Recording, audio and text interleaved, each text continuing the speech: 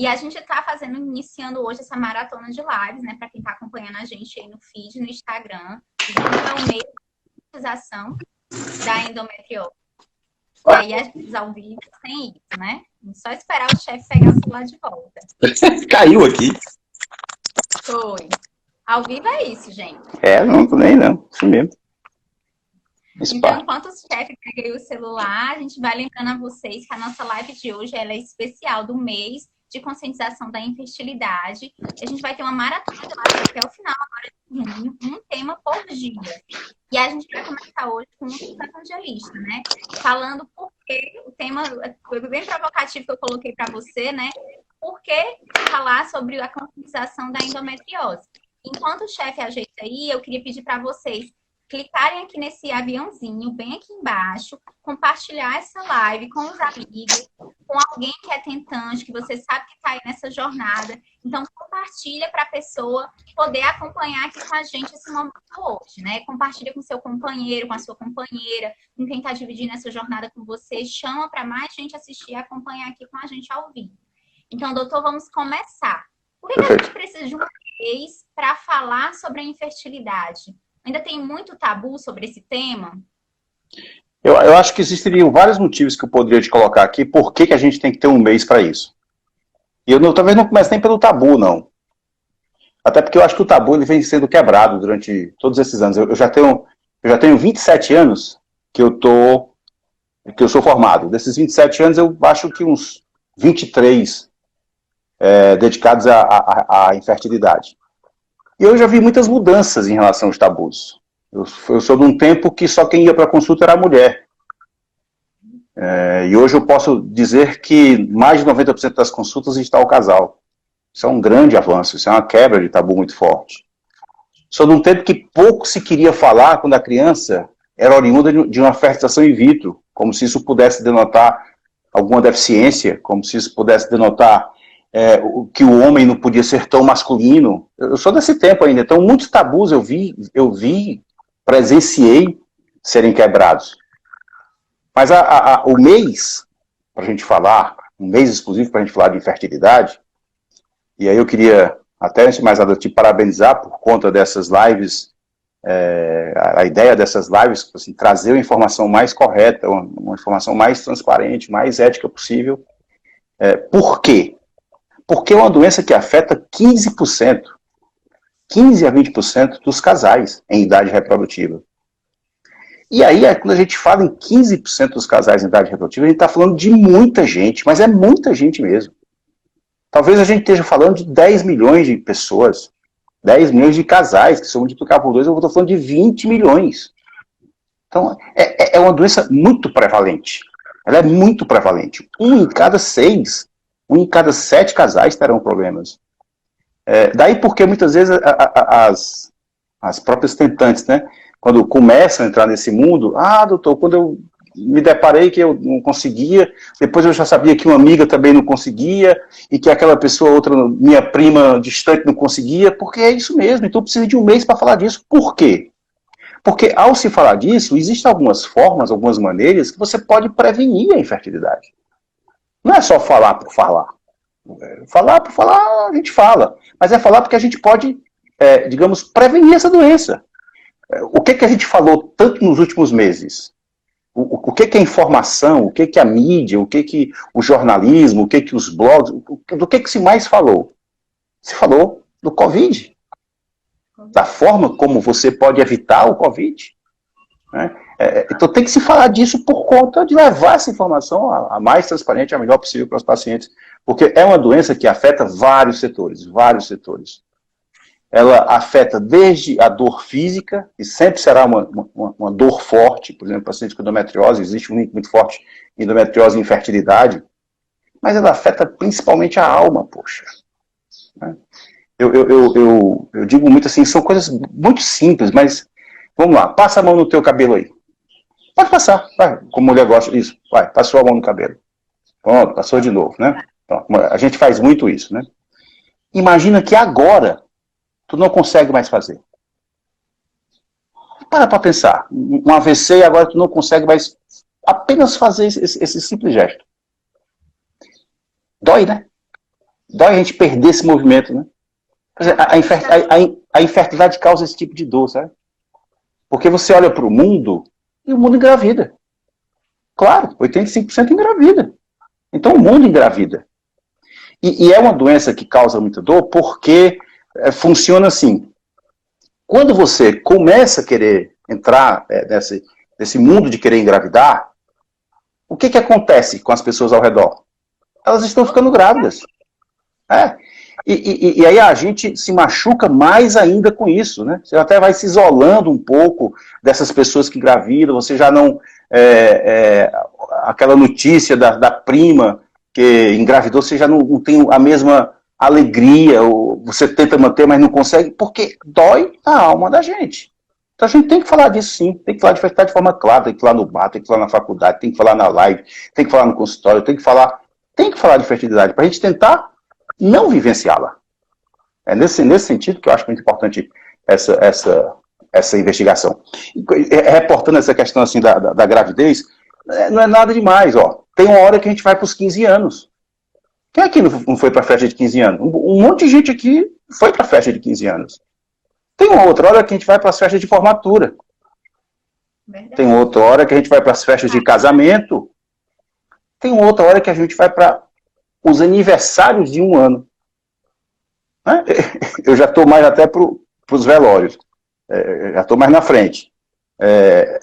A gente vivencia cada fase. E é mesmo. A gente está aqui, de repente, um amigo da gente morre aí nas 50, 55 anos. Caramba, o cara é tão novo. Então eu já começo a ter esse tipo de notícia. Então, são as nossas fases. Só que dói. Né? Dói se você não se formar naquela turma que você entrou, dói se você não conseguiu ter um relacionamento estável que você buscou, que todo mundo busca, dói se você não conseguir ter um filho, dói quando você perde um amigo. Todas essas fases dói. Todas elas dói. Mas a infertilidade faz isso. Falar sobre isso ajuda, inclusive, a lidar com a dor, né?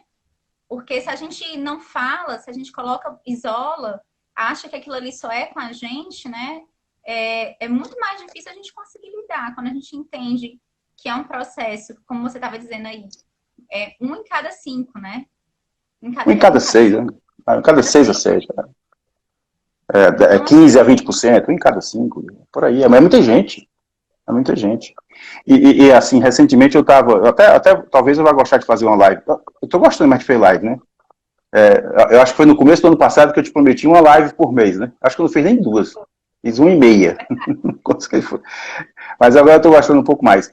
E assim, tem um tema que eu acho muito interessante a gente abordar, que são assim, a parte psicológica associada à infertilidade. Recentemente eu fiz uma atualização desse tema, do estresse, vamos colocar o estresse como um todo.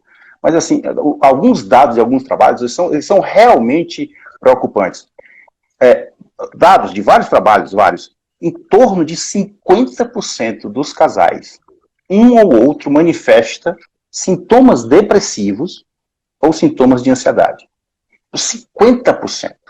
50% é muita gente. É muita gente.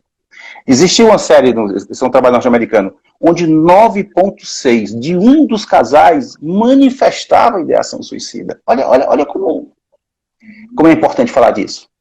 Olha como precisamos falar disso. E aí, cada vez mais, a gente tem que ter um olhar para esse tipo de abordagem, né? A abordagem do casal como todo, do ser humano como todo, não apenas a endometriose e a dor, não apenas a cirurgia do pólipo e do mioma, não apenas tratar a endometrite, mas principalmente falar também da alma da pessoa. Dizer que assim, aqui tem gente que também está preocupado contigo, aqui tem gente que também passou por isso, aqui tem gente que conseguiu vencer isso. Dentre esses trabalhos, observa só o dado. Comparou-se 2 grupos de pacientes. Em um dos grupos, o Estado bancava até 6 ciclos de tratamento, e no outro não bancava. E aí se fez uma comparação das pacientes que fizeram um dropout do plano, que não chegaram até 6 ciclos, as pacientes que abandonaram. Por que elas abandonaram? Não é economia, não é dinheiro principal. É o estresse que o tratamento causa. Por quê? Porque em um grupo que pagava, e também saiu de forma semelhante ao grupo que não pagava. Ou seja, a mesma incidência de pessoas do grupo que pagava dinheiro para fazer o tratamento, saiu do tratamento por não aguentar, correspondia à mesma incidência de pessoas que tinham o tratamento pago. Ou seja, não é apenas a parte econômica que faz você abandonar o tratamento. Então, é preciso que quem esteja no comando, quem esteja à frente, quem esteja lidando com vocês, saiba desses detalhes, saibam desses dados, porque para passar uma base de assistência psicológica. Isso é uma coisa que inclusive, na clínica a gente tem debatido, de como é que a gente muda essa abordagem, né? Porque é um casal que precisa muito, precisa demais. E aí vem as notícias que são razoáveis, né? Essa atualização tem uma... assim, tem vários autores ou cientistas no mundo que eu gosto de acompanhar para determinados assuntos. Na parte da psicologia, eu gosto muito de acompanhar uma psicóloga, ela chama-se Alice Domer, ela é de Boston Medical Clinic. E ela, na vida toda, ela trabalhou com isso. E essa atualização, inclusive, é dela. E nessa atualização, os últimos trabalhos, com exceção apenas de um, foi 4 que ela analisou, apenas um trabalho não mostrou um aumento na incidência de gravidez nas pacientes que estavam mais tranquilas, que tinham participado do programa da clínica para melhorar essa parte psicossocial, psicológica. Apenas um trabalho. Os outros todos, houve uma melhora na taxa de gravidez. E faz sentido isso. Faz sentido. Como é que eu vou fazer o tratamento, colocar um embrião, se eu estou extremamente ansiosa, se eu estou extremamente nervosa, se meu casamento não está bem, se muitas vezes aquele tratamento que você está fazendo é muito mais uma busca do resgate do relacionamento, essa paciente ela vai ser mais difícil de engravidar, gente. Então, olha como eu falo muito. Tu fez a primeira pergunta, eu passei esse tempo todo para dizer, é sim preciso um mês para se falar sobre infertilidade. É sim preciso esse mês. Parou para respirar, né? Tomar a fala de volta. Vou registrar a presença aqui da doutora Clarissa, da nossa equipe, nossa geneticista, doutora Cláudia, também especialista em reprodução da nossa equipe, doutora Johanne, nossa Nutri, que vai estar com a gente aqui na programação na segunda-feira, vocês não podem perder. E aí a Johanne fez uma pergunta, né, uma consideração, e a Georgiana também, que eu queria que você comentasse. A infertilidade está aumentando? Não está aumentando. Também não está diminuindo. Ela está mais visível. Porque essas séries são históricas de 15%, 20% de casais com infertilidade. Então a gente não pode dizer que ela está aumentando. Pode até ser que essa sensação de estar aumentando esteja relacionada a um aumento real. Pode até ser. Mas aparentemente nós não temos esses dados para dizer isso, que ela está aumentando. O que está aumentando é isso aqui, ó. Nós estamos aqui falando de infertilidade para as pessoas que estão aí nos ouvindo. Então isso aumentou muito. Então, talvez isso aumente a percepção, a sensação de que pode estar aumentando, né? Mas eu não acredito, mas não acredito porque não li nada nesse sentido, de que a gente esteja um aumento na incidência de fertilidade. O que nós temos é uma outra coisa, e talvez isso passe para a sensação, isso transmita essa sensação. O que nós temos? Nós temos uma mudança do direcionamento da paciente, da mulher, que antes engravidava aos 20 e agora está engravidando depois dos 30. Então, essa paciente é mais infértil. Não é que aumentou, né? É a mesma paciente de 50 anos atrás. É que essa paciente aumentou o número de tratamentos. Aí sim, o número de tratamentos está aumentando. Isso aí eu acho... Quando a mulher deixa para engravidar mais tarde, isso tem um impacto na fertilidade dela? O impacto é violento. Não é ter um impacto, como você falou. A gente tem um impacto violento. Porque se a gente fala o seguinte, olha só esse número, como ele é bom se falar disso, para que você que está aí do outro lado, me escute, se você vai começar a tentar, principalmente, alerte-se para isso. Mas, olha só, até os 30 anos, cada mês que uma mulher tenta engravidar, ela tem uma chance de 25%. E isso é o ápice. Isso é o pico. Se a gente for nos comparar com uma drosófila, com a reprodução do androsófilo, uma mosca, a mosca engravida em 99,9% das vezes. E nós, humanos, engravidamos em 25% das vezes, por mês. Muito bem. Essa mesma mulher de 30 anos, aos 40, a taxa de gestação dela, de gravidez natural, é de 5% ao mês. A queda é de 300%, 400% no espaço de 10 anos. E o espaço de 10 anos é extremamente relevante, por quê? Porque a mulher, ela começa, a vida reprodutiva dela, eu gosto de dividir em 3 fases, começa aos 15 e termina aos 45. Né? Então nós temos aí 3 décadas. Olha, 3 décadas, o 10 anos é um terço. Então dos 30 aos 40 anos, a queda é fenomenal. Até 30, 25%. Aos 40, 5% de chance de gravidez natural. Aos 45 anos, 1% de chance ao mês. Ou seja, o principal fator é você adiar a primeira maternidade. Esse é o principal fator. Angelista, voltando àquela primeira pergunta, a gente precisa conversar sobre isso, como você diz, na mesa do bar, com as amigas. A gente precisa saber da consequência de adiar a gravidez, inclusive para planejar. Porque se você sabe que não vai ser mãe agora, mas aquilo ali é um desejo seu para o futuro, isso é um exemplo pessoal meu. Você pode planejar congelar seus óvulos, você pode tomar medidas para que lá no futuro você não se depare com a infertilidade de uma maneira tão violenta, né? Hoje, nas consultas online, uma paciente ela é de fora, não é daqui. O que era a consulta dela? Ela havia nos procurado em 2018. Já tinha tentado, ela tinha uma doença ovariana policística, inclusive eu acho que a doutora Raquel, que vai conversar sobre vocês com doença ovariana policística. E ela estava sem engravidar. Tinha feito 4 induções de ovulação e não tinha engravidado. Quando me procurou, isso em 2018. E como ela tinha 4 induções sem sucesso, como ela tinha 3 anos tentando, e eu disse assim, olha, a fertilização pode ajudar a resolver, apressar a tua gravidez. Mas acabou que ela não tentaram. E aí hoje, ela me retornou à consulta, 2 anos depois, portanto, e qual a colocação dela?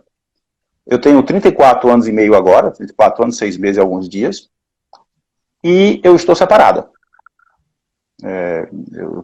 Meu companheiro saiu de casa há 3 meses, essa crise já vinha se arrastando um pouco, e agora eu estou separado. E aí o que eu orientei para ela? Assim, aí ela disse assim, eu quero uma orientação sua, o que eu faço, né? Qual é o rumo aí que eu dou? Porque eu quero ser mãe. Eu quero ser mãe, isso é muito forte em mim, eu querer ser mãe. E aí eu disse assim, então você faz assim, como você tem 34 anos, e você tem uma doença ovariana policística, supõe-se que sua reserva de óvulos seja boa. Então você dosa o antimileriano para mim. A depender do resultado, se ele der um resultado muito alto, o que você faz? Tem um tempinho mais aí até o final do ano. Você está com reserva muito boa, tem 34 anos e meio, e aí até o final do ano para ver como é que as coisas se resolvem. Ou se resolvem para você retornar ao seu relacionamento, ou se resolvem para você tocar a vida. E se você for para a solução na qual você vai ter que refazer um outro relacionamento, aí vamos lá. Para você se recuperar de uma separação, não é menos que 6 meses, 1 ano.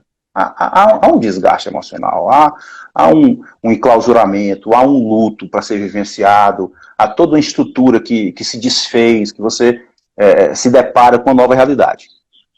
Quando você está melhor desse luto, e aí vai ser 6 meses, 1 ano, você começa a estar mais disponível para os relacionamentos. Você vai ter 36 anos, 37 anos.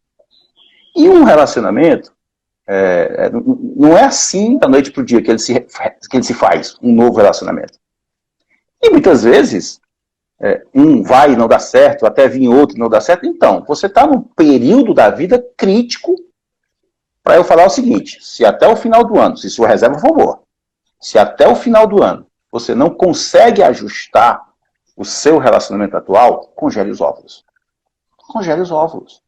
Porque se eu tenho até 35 anos, de 10 a 15 óvulos congelados, eu tenho uma taxa de gravidez de 80%. Ou seja, se você tiver 45 anos de idade e encontrou o príncipe encantado, o novo... O príncipe não, né? Porque a gente... Primeiro, para mim, não tem príncipe, não tem... É sapo mesmo que a gente encontra e vai tendo que ir tocando a vida. É assim mesmo, é assim mesmo. Porque a gente é que espera o príncipe, mas ele não existe. Então, bom, mas se essa paciente, aos 45 anos, encontra uma pessoa, e aí ela chega para mim e diz assim, encontrei a pessoa. E eu quero ser mãe. E eu vou dizer, e eu tenho 15 ovos teus guardados. Espetacular. Sensacional. Sensacional. Então a gente precisa falar disso, precisa conversar disso. Por quê? Porque vocês, daí, do outro lado, estão adiando a primeira maternidade. A gente pode falar. Eu estou até cansado de falar, porque toda vez que eu pego uma câmera, eu digo assim, engravide antes dos 30, engravide antes dos 30. Claro, mediante condições de você poder estar no relacionamento, poder estar bem, ou até não, existem as produções independentes. Ainda ontem eu funcionei 4 ovos de uma paciente de 41 anos que uma produção independente, quer ser mãe, tem a vida profissional dela e quer ser mãe. Então, assim, você teve idade boa, está estabilizado, põe no radar a gravidez. Põe no radar. Isso é a primeira forma de você se prevenir dessa doença. Engravidando na época mais correta. Se você... Agora eu vou melhorar a minha informação, que essa informação eu sempre dava. E eu vou já dizer porque que eu vou melhorar. Mas se você pretende adiar além dos 35 anos, principalmente 35 anos, se você pretende adiar além dos 35 anos a sua gravidez, pense em congelar óvulos. Pense em manter a sua fertilidade. Por que que hoje eu digamos, aprimorei esse discurso? Porque a taxa de congelamento de óvulo, a taxa de gravidez de óvulo congelado, melhorou assustadoramente nos últimos 5 anos. Melhorou de forma sensacional. A gente já pode dizer, congele. Congele que a gente vai manter uma boa parte, nada 100%, né? A única coisa 100% da vida é a morte. Fora isso, não tem nada 100%. Mas a gente aumenta a chance de você ser mãe em épocas outras. Em épocas outras.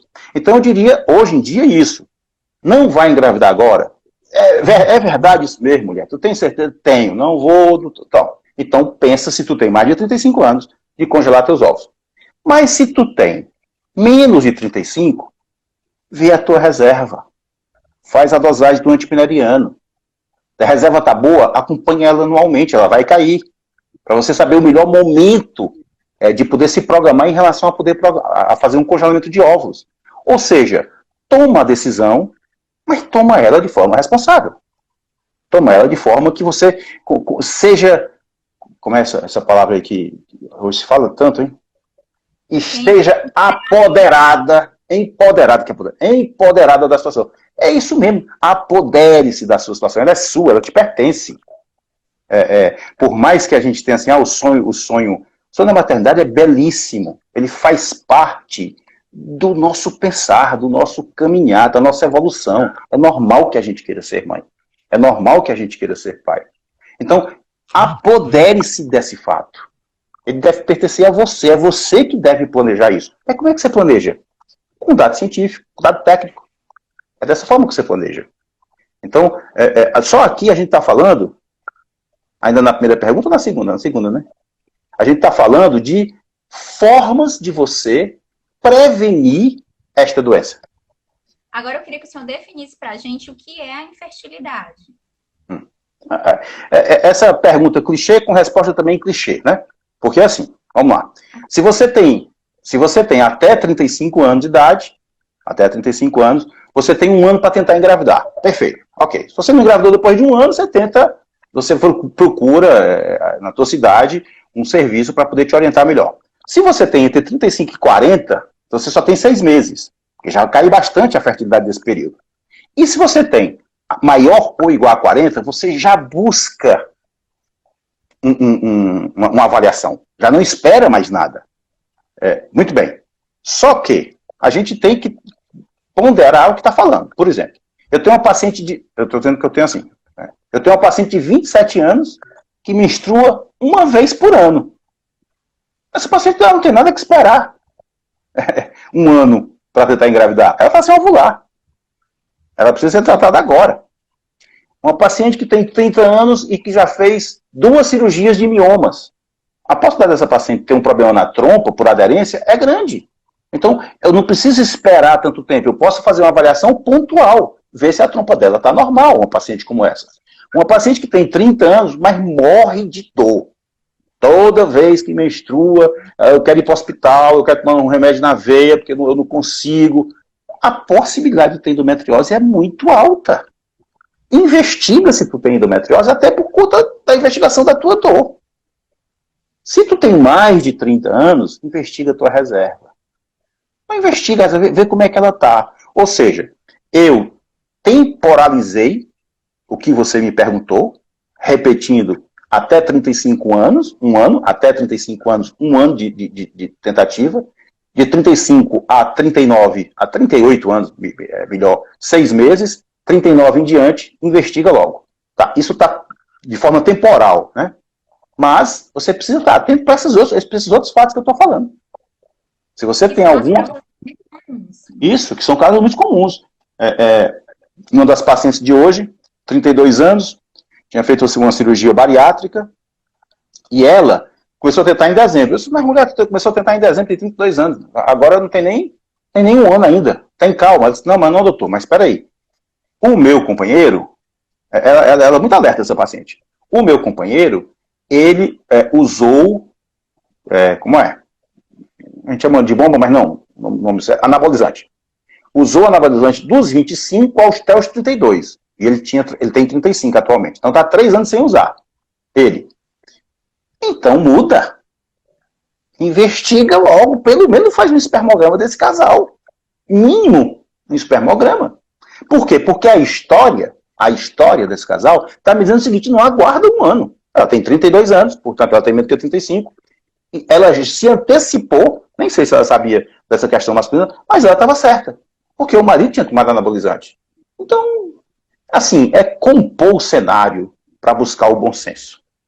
É compor, é escutar o casal, é escutar aquela história, escutar mesmo, escutar. Como quem gosta de escutar a história da pessoa. Para poder buscar o bom senso. Mais ou menos por aí. Eu vou trazer aqui uma história só para o senhor comentar. Tem uma internauta nossa que está aqui com a gente, que ela comentou que tem 2 filhos já, mas que está tentando engravidar há 8 anos. O filho mais velho, 17, a segunda filha, 15, desculpa. 17, quantos anos, hein? Ela não disse a idade dela, né? Mas eu já ia ponderar aqui. Ela está tentando o 3º filho, né? Uma infertilidade secundária há 8 anos. Ó, o Rodrigues aí mandando um abraço pra gente. E aí, assim, a gente tem aí um outro fator que é o tempo, né? Que passou entre a segunda gestação e a terceira, né? Porque se o filho mais velho tem 17, ela não comentou aqui a idade dela, mas pode ser um fator que está influenciando. Outras coisas podem acontecer entre o primeiro filho e o segundo filho não vir naturalmente. Acontece muito da infertilidade secundária. A infertilidade secundária acontece principalmente por causa da idade. Por quê? O que aconteceu? Essa minha resposta vai ser super rápida. Porque como a boa parte das mulheres adiou a primeira maternidade, adiou porque, pelo tudo isso que a gente está falando aqui, aí quando vai para o segundo, já veio com 37 anos. Porque funciona mais ou menos assim. Ó. Eu vou dizer para vocês como é que funciona. Uma gravidez não dura, é porque eu fico tentando ler as coisas que estão me dizendo, ó, Yara aqui. E aí eu fico, vamos lá, vou me concentrar aqui. Anota nas perguntas, pode ir. Tá bom, então vou me concentrar. Você pega uma paciente de 33 anos que engravidou. Ok, 33 anos, tá ótimo, né? Perfeito, primeira gravidez dela. Aí, engravidou, 9 meses para parir. Vai para perto de 34. Aí vai para 6 meses a 8 para amamentar. Aí vai mais para 6 meses para poder dar uma recuperada. Estou falando de 2 anos já. 33 virou 35. Sabe o que essa paciente faz? O tempo que ela vai procurar é quando o filho ou a filha entra lá na creche, na escola, e começa, lá por volta dos 4 anos, 5 anos, começa a querer dizer assim, eu quero um irmão. Aquele meu amiguinho tem um irmão e eu não tenho. Mamãe, me dá um irmão. Aí você pega o seu filho rezando, pedindo um irmão a Deus. Por quê? Porque ele se vê só. Então eu vejo muito isso. Depois do primeiro filho, 3, 4, 5 anos, para a pessoa voltar. Para a pessoa voltar não, para tentar novamente engravidar, né? 33 anos, virou 37, 38. A infertilidade é muito maior nesse grupo, quando passa dos 35. Entende? Então, assim, por isso que a infertilidade secundária, ela realmente tem uma importância. É diferente, por exemplo, de uma paciente que engravidou aos 24. 24 anos, 5 anos depois, ela vai para 29. 29 é uma idade muito confortável para a gente ainda. Entende? Então, essa primeira maternidade, essa bendita primeira que se atrasa muito. Claro, óbvio, por isso que eu estou falando, por isso que eu estou dizendo. Põe no radar, começa a ler um pouco mais de congelamento de ovos, começa a colocar isso no radar se você está pensando em adiar bastante a primeira maternidade. Põe isto no radar.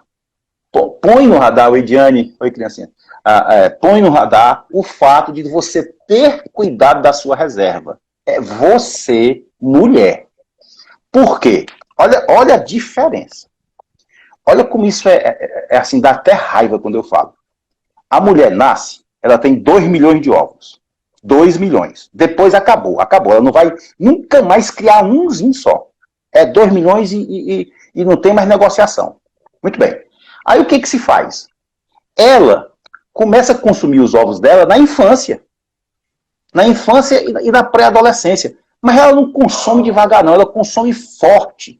De 2 milhões quando ela nasce, quando ela menstrua a primeira vez, já só tem 400 mil. 70% dos ovos são consumidos na infância e pré-adolescência. Olha como isso é importante. Depois que ela menstrua a primeira vez, cada mês ela perde algo em torno de 800 a 1.000. Então ela vai perder de 10 a 12 mil ovos por ano. Agora, olha o diacho do homem.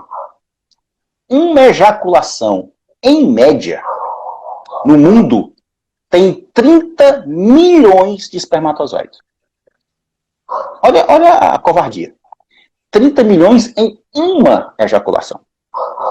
Quantas vezes um homem ejacula, meu Deus? Olha a diferença. É uma coisa assim, abismal, abissal. Né? De dar raiva mesmo. Né? Por que não dá uma separadinha, um pouquinho mais aqui para... Então, mas por que eu estou dizendo assim, que eu falo para você?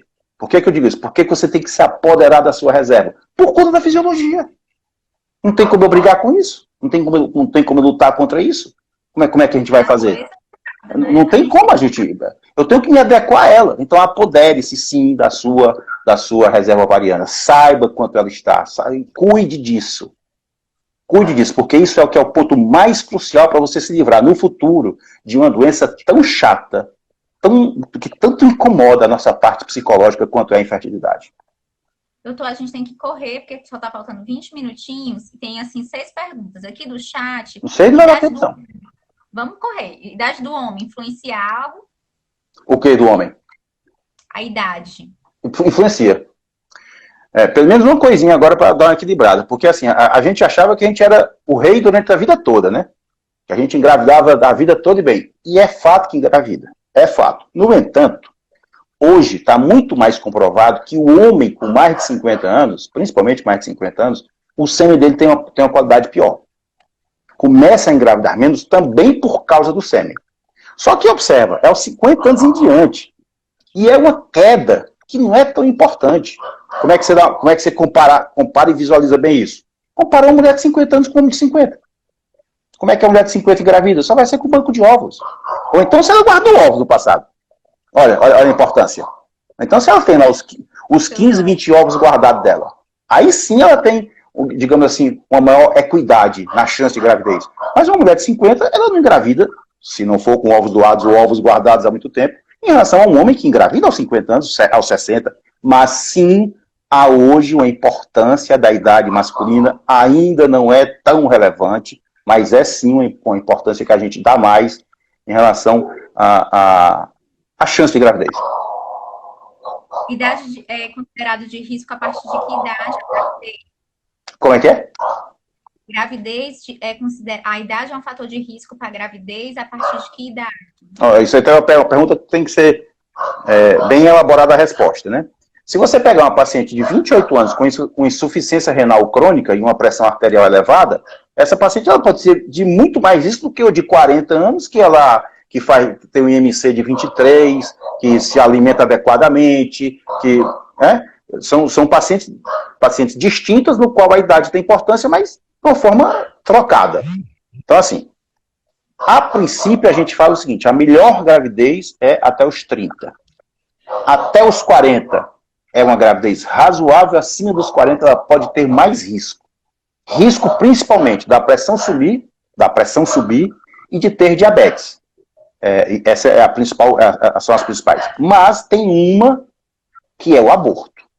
A mulher de 40 anos a mais, ela aborta muito mais do que a que tem menos de 30. Para vocês terem uma ideia de números, uma mulher com mais de 40 anos, cada vez que ela engravidar, ela tem de 20 a 30% de chance de aborto. Ou seja, já é difícil engravidar, só 5% por mês. Se engravida, 20 a 30% de chance de abortar.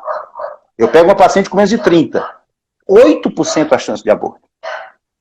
Então, é muita diferença. Então, uma paciente que a gente considera, assim, se for colocar só um número, um risco elevado, a gente colocar a paciente com mais de 40 anos. E, doutor, tem uma pergunta que chegou pelo nosso podcast, a gente vai fazer uma live sobre isso, da importância da alimentação na fertilidade, né? E na qualidade dos óvulos. A gente vai ter uma live específica sobre isso, né? A doutora Nara que vai estar com a gente falando da fertilidade feminina e da nutrição. Mas eu queria que você comentasse rapidinho um pouquinho também. Tá, eu posso falar um pouco disso. Eu vou responder de uma forma diferente. O que é que eu posso trazer com segurança? Com segurança, digamos, de verdade, com segurança não é nem uma segurança completa, mas uma segurança mais perto de ser a verdade. A paciente mais cheinha, com IMC mais elevado, principalmente acima de 28, essa paciente parece sim engravidar menos. Ou seja, se você tem um IMC mais elevado, e claro, IMC mais elevado às custas de gordura, obviamente, né, de tecido adiposo, essa paciente parece engravidar menos. Então, há de se supor de que se eu trago essa paciente com IMC abaixo de 25, que não é fácil, essa paciente poderá engravidar mais. Eu não posso dizer com tanta certeza de que essa paciente, que a nutrição impacte tanto a paciente que já é bem. Já está bem, vamos dizer assim. Mas ela impacta muito a paciente com IMC acima de 25. Então seria mais ou menos assim. Ou seja, a nutrição tem um impacto muito forte na paciente com IMC elevado. Ou seja, você tem que tentar reduzir. Provavelmente ela melhore também a paciente com IMC mais baixo, mas a gente não pode afirmar ainda assim com tanta segurança. Seria mais ou menos isso. É porque eu sempre gosto de responder com trabalho científico, né? Então, enfim, mas entenderam aí. Mas é a Nara que vai falar? A fertilidade feminina e nutrição, sim. Ué, eu acho que a Narinha vai falar bem melhor que eu. Acho que ficou melhor assim. Aqui se fez um processo de FIV, caso não deu certo, negativou, né? Peraí, fez um processo de? Fez a FIV, okay. E se ela não conseguiu positivo, começa tudo de novo? Aí depende, né? Sobrou óvulo, não sobrou, tem vários fatores aí, né? A Samisa colocou um dado aí que eu só queria comentar um pouquinho. Ela disse assim, e o baixo peso também atrapalha? Parece que sim, mas o baixo peso atrapalha principalmente no outro ponto, viu, Samisa? Deixa eu te explicar, é assim, ó. Tu, Samisa, tem estrógeno e progesterona, que são teus hormônios. E eu tenho mais testosterona. Tu é mulher e eu sou um homem. Muito bem. Esses hormônios sexuais, eles provêm do colesterol. Colesterol mesmo, que a gente pensa que é ruim, não é tão ruim, não é assim como a gente pensa. O colesterol é que origina os hormônios sexuais. Muito bem, a mulher que tem um baixo peso, uma mulher que tem pouquíssima gordura, Samara, uma paciente que tem pouquíssima gordura, principalmente abaixo de 10%, ela tem pouco tecido gorduroso, ela tem pouco colesterol. Tendo ela pouco colesterol, ela vai ter menos hormônios sexuais femininos. Então isso também atrapalha, mas atrapalha mais porque ela fica sem ovular. Essa paciente que tem o IMC, a quantidade de gordura muito baixa. Para vocês mais ou menos entenderem, sabe aquelas grandes corredoras de maratonas que a gente vê, quando elas passam correndo, a gente quase não vê peito. Quase não vê peito. Porque o peito é gordura. Então, essa paciente é tão consumida de gordura, ela tem tão pouca gordura, que ela não tem o substrato, que é o colesterol, para produzir os hormônios sexuais femininos. Então, o baixo peso atrapalha, mas atrapalha fazendo com que essa paciente não ovule. Por quê? Há necessidade dessa produção desses hormônios para você poder ovular. Então, é mais ou menos nesse sentido aí. Ok, Samara? Pronto. Aí a pergunta anterior fez a FIV, não deu certo, começa tudo de novo? Depende, né? Se você tiver embrião congelado de boa qualidade, não é para começar tudo de novo. Você vai traçar uma nova estratégia, um novo planejamento para poder ver se os embriões congelados, eles podem... Isso é até uma questão importante, porque hoje em dia nós temos um dilema, transfere embrião congelado, transfere embrião fresco, o que é melhor, né? Isso aí talvez até mereça uma live só para isso. A nossa tendência maior é embrião congelado, de transferir embriões congelados. Ele, no mínimo, te oferece uma taxa de gravidez igual. Mas em alguns grupos de pacientes, a taxa de gravidez é superior. Seria mais ou menos assim, mas a gente poderia dissecar isso numa live também. Tá aí agora que eu gosto de live, tá aí outra live pra gente fazer. Tá. E vocês me ajudem a cobrar. O Rodrigues perguntou aqui quanto tempo o sêmen pode ficar congelado? A vida toda. 5, 10, 15, 30 anos, se estiver no nitrogênio, e aí a reposição do nitrogênio é feita nas clínicas, como é que se faz? Semanalmente a gente enche os tubos de nitrogênio. Existe uma régua, né, essa régua lá a gente mede lá o mínimo que tem que estar e sempre deixa elevado, acima. Então se você mantém isso aí, Rodrigues, aí é a vida toda. A Renata perguntou aqui sobre transferência de embrião, se a gente já tem data para voltar a transferir os embriões. Certo. É assim, existe uma recomendação no sentido de que a gente não transfira agora. Tá? Por quê? Porque assim, deixa eu dar aqui um exemplo. Aqui no Ceará, para as pessoas que estão aqui no Ceará, nós estamos com... existe um coisa chamado R0, que é uma incidência de transmissibilidade, vamos colocar assim. E quando esse índice é de 1, significa que uma pessoa infectada transmite para 1. Se ele for de 3, significa que uma pessoa infectada transmite para 3. No pico, já vou interligar essas coisas. No pico da doença aqui, nós tínhamos esse índice de 3, altíssimo, 2,80. Uma pessoa transmitindo para quase 3. Hoje o nosso índice está 0,7. Por quê que está 0,7? Porque nós fizemos o nosso isolamento. Então isso é uma coisa que nós temos que comemorar. Nós, cearenses aqui, temos que comemorar. Nós estamos numa fase decrescente da epidemia. Ok. Por que isso tem a ver com a pergunta? Porque na hora que eu vou transferir, o que eu estou dizendo? Estou dizendo que a secretária, a minha atendente tem que estar na clínica. Eu estou dizendo que a administradora tem que estar na clínica, que os serviços gerais tem que estar na clínica, que a enfermeira tem que estar na clínica, que o embriologista tem que estar na clínica. Todas essas pessoas convergem para o mesmo canto e têm que se deslocar. E vão se cruzar, vão ter que estar perto uma da outra de alguma forma, vão ficar mais perto. Então eu aumento o risco de transmissibilidade. Então no momento, que ainda é esse momento que nós estamos vivendo, a Anvisa, os conselhos, o Conselho Regional de Medicina e as sociedades de reprodução, ela colocou o seguinte: adie a transferência, mas isto é uma recomendação. Então, eu acho que dá para se analisar casos outros. Por exemplo, tem paciente que está usando o Zoladex há 4, 5 meses, e aí ela começa a poder ter um comprometimento do osso dela. Então, é um paciente que tem que analisar de forma diferente. E aí, novamente, bom senso, serenidade, analisa o caso com as particularidades e traça o melhor caminho. Efetivamente, eu vou responder a tua pergunta de outra forma. Foi só uma explicação para você entender. Mas eu acho que a partir de julho, no máximo agosto, deverão estar sendo liberadas as transferências. Mas, liberado no sentido seguinte, é uma recomendação. Embriões não é congelados. Aqui a gente estava falando do sêmen, aí eles perguntaram sobre embriões congelados. Podem ficar até quanto tempo? E aí tinha outra pergunta parecida junta, que é quanto tempo espera entre o congelamento do embrião e a transferência? Porque tem duas perguntas importantes. A de Manaus foi só para falar com a gente, oi. E a Dani, a coleta de ovos já pode acontecer agora. A gente pode acontecer agora sim, nas pacientes que têm uma reserva diminuída, independente da idade, e nas pacientes que têm maior ou igual a 35 anos. Isso é o que a gente está fazendo este mês. Talvez vá ampliando, né? Na medida que a gente for conseguindo manter essa infectividade baixa. Está quase chegando a hora. Qual foi a pergunta para entender? Embriões congelados, quanto tempo viável? A vida toda. A vida toda.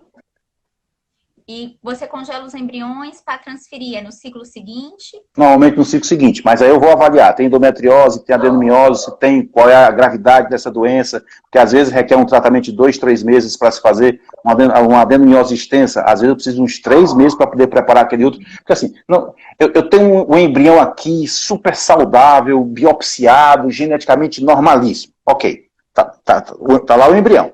Aí se eu colocar este embrião, literalmente se eu colocar aqui na minha mão, eu coloquei este embrião super bom, nota 10 mil, coloquei aqui. O que acontece? Nada.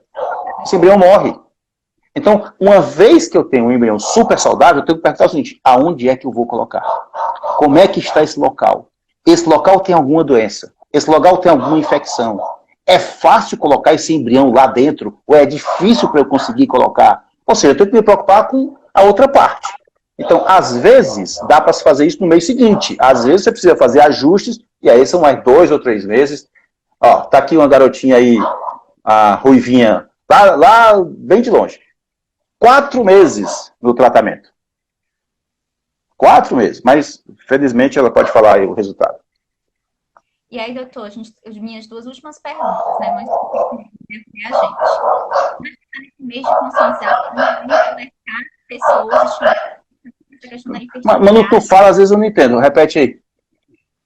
Como a gente está agora nesse mês de conscientização, além de chamar atenção para a questão da infertilidade em si, para conscientizar, a gente tem que pensar os desafios, né, do casal infértil. Eu queria que o senhor falasse no Brasil. Quais são os desafios que a gente tem hoje em termos de assistência, de atenção para o casal infértil? Aí é uma coisa que... Olha só, do ponto de vista de número, a gente deveria fazer um caso por milhão de habitantes por ano. Então, se a gente tem 200 milhões de habitantes, a gente deveria estar fazendo em torno de 200 mil casos. Nós fazemos 40 mil casos no Brasil. Então, eu posso concluir que existe uma enorme quantidade de pessoas sem assistência quanto à reprodução. E isso é verdade. Porque a gente, muitas vezes, se a gente sair dessa nossa bolha aqui que a gente vive, eu estou falando aqui para pessoas que têm mais acesso a muita coisa, a muita coisa. E podem, na maioria das vezes, conseguir fazer o tratamento. Mas tem muitas pessoas, a maioria delas, que não conseguem. Que não conseguem por quê? Porque não há nenhum tipo de assistência pública verdadeira. Quando eu digo verdadeira, você vai em alguns centros, tem poucos centros que existe essa questão do hospital público que faz o tratamento de fertilidade. Mas há filas enormes. Há um tempo enorme para se conseguir fazer esse tratamento em uma paciente que o tempo é muito importante. O grande fato, o grande desafio que eu diria que com certeza teria é que o Brasil precisaria criar uma política para todos os casais, com independência, com qualquer tipo da questão financeira não estar envolvida, que essa paciente pudesse ter acesso na cidade satélite, na cidade Chaves, a um tratamento de reprodução assistida. Acho que esse é o grande desafio. Na hora que a gente pensou no seminário, que é um tratamento que envolve outro tipo de paciente, a gente pensou em dar amplitude a tudo que a gente aprendeu, né? A tudo que eu aprendi na vida, a todos os meus estudos, para eu ser mais acessível. Mas isso não resolve tudo. Porque há muitos outros casais que ainda, mesmo com o seminário, não vão conseguir fazer. Ou seja, o poder público continua sendo um grande entrave e, infelizmente mesmo, eu não vejo nenhum tipo de movimentação nesse sentido. Então, eu diria que esse seria o grande desafio, mas é um desafio muito grande. Eu me sinto planos de saúde, né, doutor? Porque até recentemente saiu uma decisão para as pacientes oncológicas, mas é uma doença reconhecida pela OMS e os planos não cobrem um tratamento também, né? Se nós conseguirmos isso, já seria um grandíssimo avanço. Porque a saúde suplementar, ela corresponde aí a algo em torno de 50 milhões de pessoas. Falta dizer, falta muito, mas já teria acesso, e aí os planos de saúde teriam que reconhecer, e aí isso é muito dependente de várias lutas, né? a sociedade teria que estar envolvida, o conselho, as pacientes, para buscar com que... porque, poxa vida, quer dizer, paga uma cirurgia cardíaca, lá, que eu não sei, 30 mil reais, uns stents, o hospital, toda aquela estrutura custa dinheiro. Aí se você não consegue ter um filho, não banca, pronto, não banca, acabou. Olha, sim, como assim, né? Então, assim, há muitos desafios. Aqui são dois que a gente citou. O que eu citei na questão do poder público para atingir mesmo todo mundo. Se eu estou falando que eu preciso fazer 200 mil ciclos no Brasil por ano e a gente só faz 40 mil, são 150 mil, 160 mil que não tem acesso. E aí um outro desafio, talvez até mais perto, seria os planos de saúde conseguirem bancar. Conseguirem não, como eu te falo, eu acho que isso tem que partir da ANS, porque a ANS tem que reconhecer, ela já é reconhecida como doença. Então, se é uma doença, por que o plano não cobre, poxa?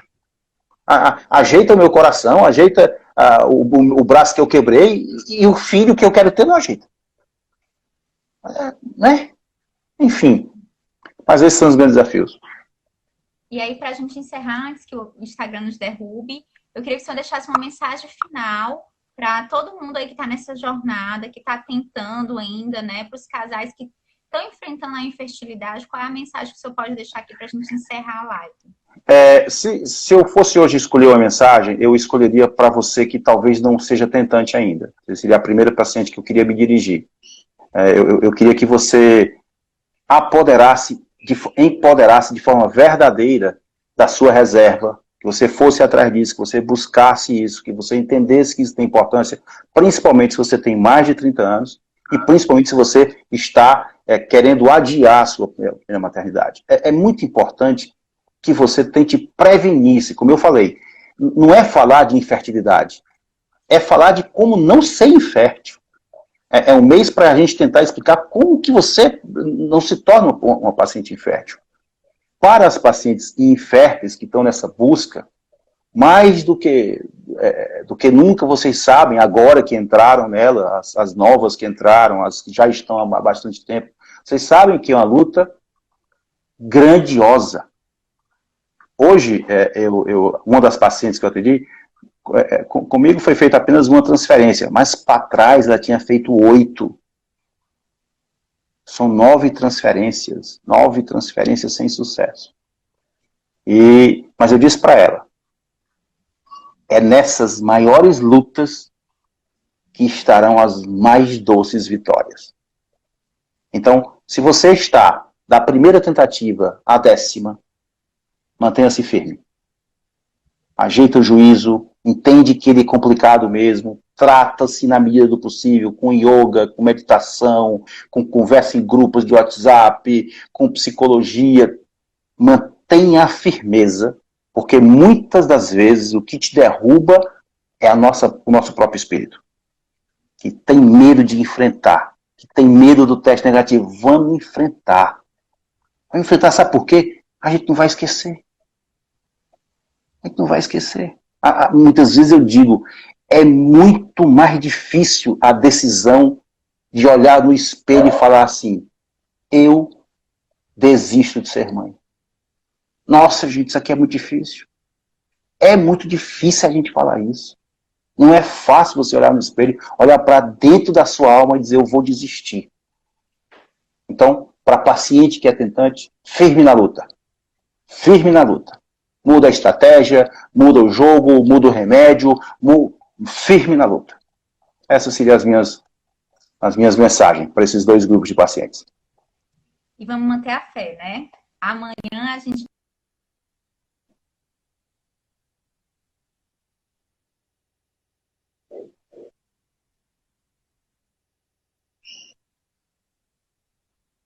Tem mais pergunta ainda?